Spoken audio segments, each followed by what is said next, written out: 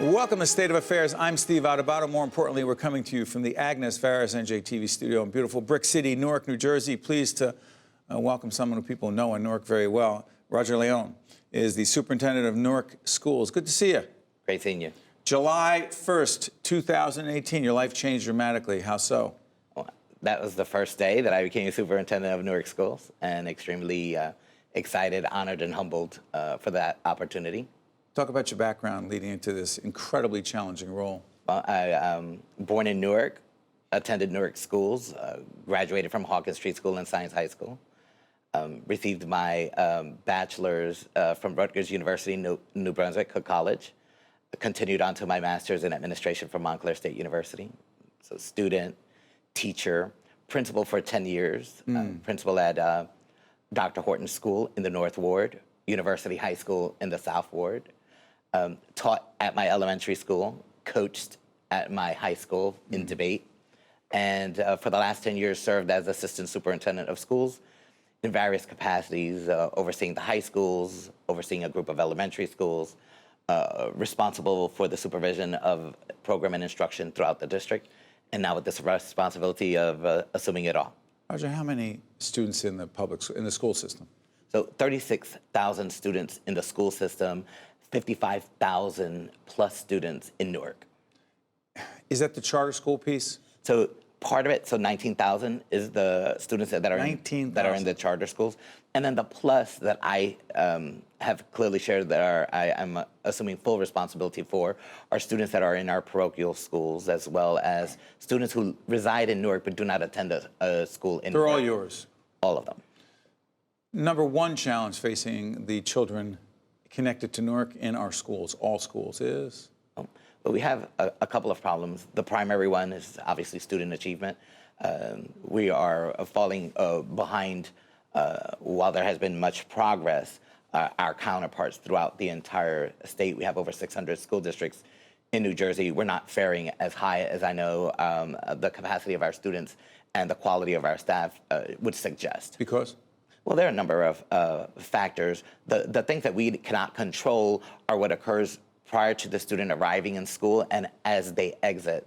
But we have them for a good 6 to 8 hours during the course of the day that would suggest to me, with the type of staff that we have, with the necessary resources that they will be provided, and the type of students that want the very best for their own education, that with factors between the home and the school, kind of focusing everyone, providing clarity for the work ahead, I'm sure that we're going to be really successful. Keeping kids safe, how challenging?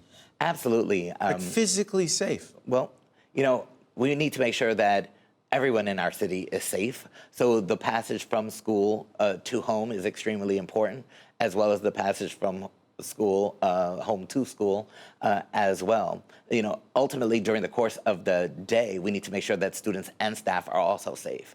So, you know, the worries that students have, the world today is far different from when it was when I was growing up. There are a number of challenges that our students have. Mental health is one of the biggest factors that I think is mental health issues for a 12-year-old? Mental health issues for our 12-year-olds in our schools, a real serious like what, problem. Superintendent? Well, I mean, I had a convocation at the start of the year for 8th graders in the entire city of Newark, the class of 2023, giving them challenges as well as what I did with all of the upperclassmen in our high schools.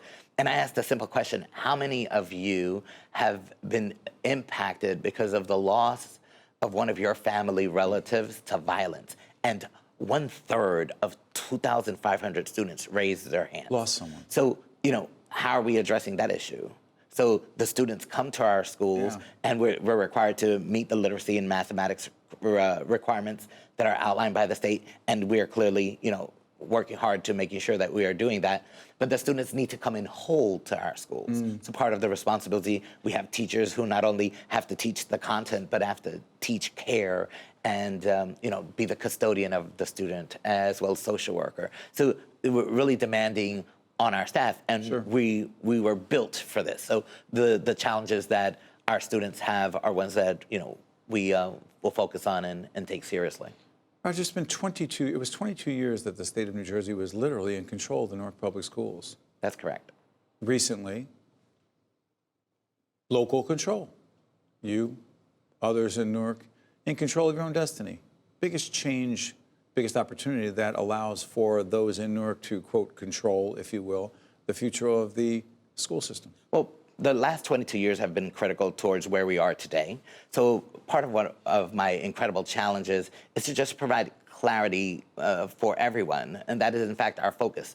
Newark Public Schools clarity by 2020. What do you mean clarity? So because a lot has occurred, there's a responsibility that has not been totally understood by the citizens You mean of like the who's city in of Newark. charge? Like who's in charge? So right now we are clear that the citizens of Newark are actually The in State Department charge. of Education, whether we will have, in fact, the State Commissioner of Education, Rep. but they are no longer, they were responsible because 20 plus years ago, the state came in and said, because of the 1947 Constitution requiring every student gets a thorough and efficient education, we don't think Newark's doing it. Series of cases, they come in and take over.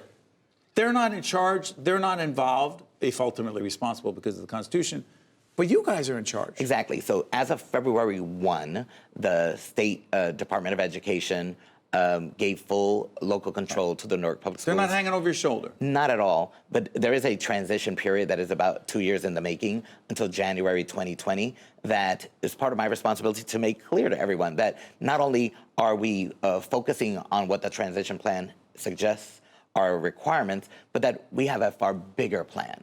And that bigger plan is what's going to occur in the next decade. So from 2020 to 2030, part of what my responsibility in the next couple of months is to outline clear milestones of what our people Couple of examples need to do. Left. Go ahead.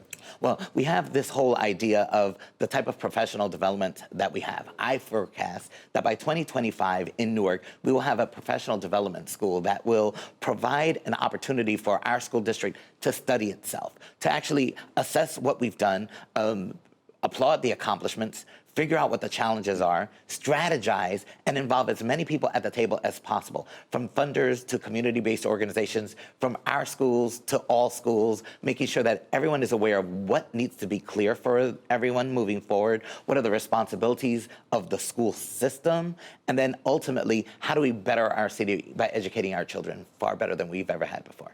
Well stated. Thank you, Superintendent. Wish you all the best. Thank you. Stay right there. This is State of Affairs, and we will be right back. State of Affairs with Steve Adubato is a production of the Caucus Educational Corporation, celebrating over 25 years of broadcast excellence. State of Affairs with Steve Adubato is brought to you from the Agnes Veris NJTV studio at 2 Gateway. Funding has been provided by PSC&G, NJIT, Suez, St. Joseph's Health, the Nicholson Foundation, supporting Right from the Start NJ, Summit Medical Group, and by the Healthcare Foundation of New Jersey. Promotional support provided by AM 970 The Answer, and by Insider NJ.